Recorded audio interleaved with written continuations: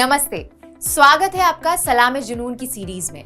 मैं हूं सोनिया, आपकी होस्ट, और इस सीरीज में हम मिलेंगे बजाज कंज्यूमर केयर के टॉप परफॉर्मर्स से और जानेंगे उनके सफलता के राज। आज हम मिल रहे हैं माननीय पवन मौर्य जी से। नमस्ते सर। नमस्ते। सलाम जुनून के एपिसोड में आपका बहुत बहुत स्वागत है। धन्यवाद सर, हमें आपका कीमती समय देने के लिए बहुत बहुत धन्यवाद। हम चाहेंगे कि आप अपने बारे में हमारे दर्शकों को कुछ बताएं। धन्यवाद सोनिया जी, मुझे यहाँ इनवाइट करने के लिए। ठीक है, और मुझे काफ़ी खुशी होगी कि मैं अपने बारे में अपने कुछ दोस्तों को कुछ शेयर कर रहा हूँ। तो नमस्कार दोस्तों, मेरा नाम पवन मौर्य और मैं सेल्स मैनेजर मध्य प्रदेश को अभी देख रहा हूँ। और मैं बताना चाहूँगा कि जो मेरी जर्नी बजाज के साथ स्टार्ट हुआ है वो मैंने सन 2016 से as a sales officer start किया था और काफ़ी अलग अलग स्टिंक्ट में मैंने काम किया है, जैसे urban sales officer, then rural sales officer.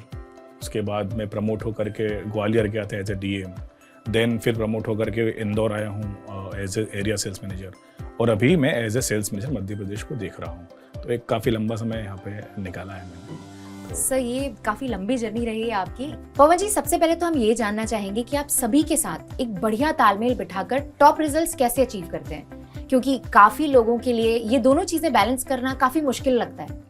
Correct.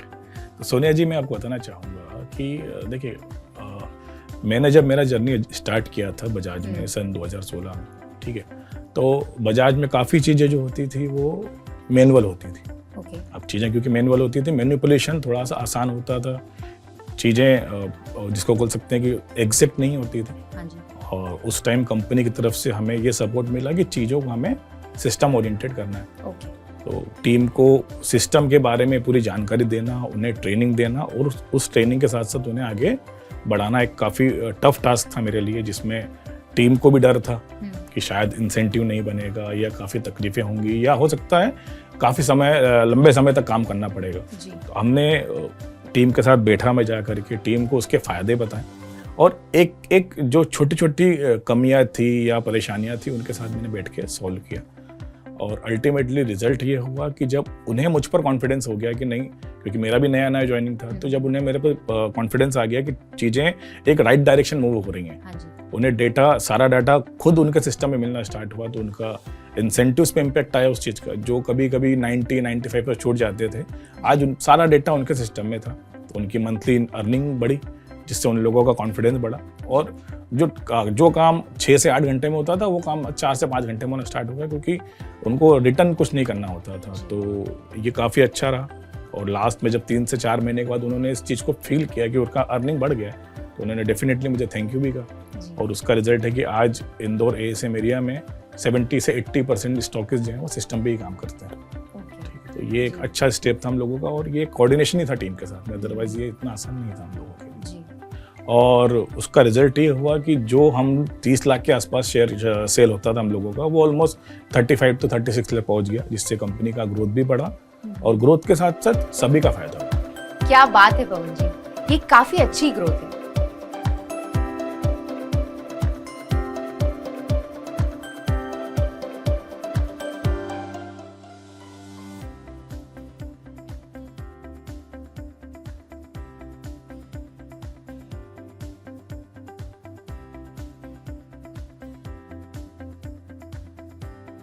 वैसे दर्शकों, हम आप सभी को ये बता दें कि पवन जी ऐसी सफलता कई बार अचीव कर चुके हैं, और ये सिर्फ उनकी सेल्स स्ट्रैटेजी की वजह से नहीं, ये उनकी टीम बिल्डिंग और लीडरशिप की वजह से भी है।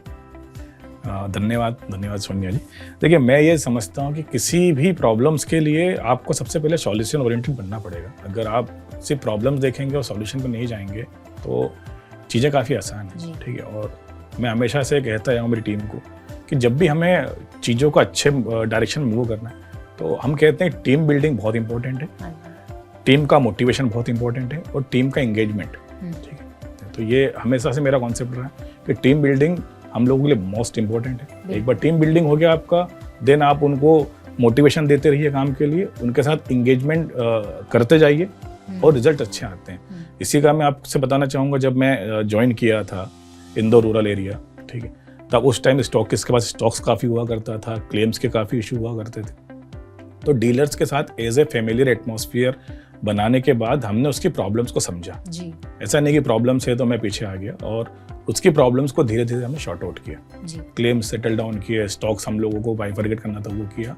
और देन वहाँ से अच्छे रिजल्ट आना स्टार्ट हो गए तो ये सब एक स्ट्रेटेजी बना करके टीम को किस तरह से कॉन्फिडेंस में लिया जाए तो ये उसी का एक पार्ट रहा है हम लोगों के लिए ओके वैसे पवन जी हमारे सुनने में ये भी आया है कि सिर्फ सेल्स में ही नहीं आपने ह्यूमन रिसोर्स में भी कमाल कर दिया है आपकी गाइडेंस के अंदर बहुत सारे रिटेलर्स अपने करियर में आगे चलकर एक कुशल सेल्स ऑफिसर्स बने हैं और सेल्स टीम वाले बजाज के साथ काफी लंबे समय तक जुड़े रहे हैं यानी कि आपकी टीम का एट्रिशन रेट मार्केट स्टैंडर्ड से काफी कम है डेफिनेटली सोनिया जी ये जो आपने बताया है कि कहीं ना कहीं ह्यूमन रिसोर्स को लेकर के भी मेरा एक स्ट्रॉन्ग पार्ट रहा है 2 VTLs को हमने पिछले 1 साल में प्रमोट करके एज ए सेल्स ऑफिसर बनाए हैं और आज अच्छा काम कर रहे हैं क्योंकि कहीं ना कहीं उनमें पोटेंशियल था मैंने नहीं बनाया वो खुद बने ठीक है और अगर मैं बात करता हूँ एट्रिशन रेट की तो मेरा इंडस्ट्री नॉर्म्स के हिसाब से तो मेरा 0 ही एट्रिशन रेट है क्योंकि अगर मैं बात करता हूँ पिछले 2 साल में तो मेरे यहाँ 0 एट्रिशन रहा है ठीक है और उसको जो मैं श्रेय देना चाहूँगा कि जो टीम के साथ हमारा एंगेजमेंट और जो फैमिलियर माहौल है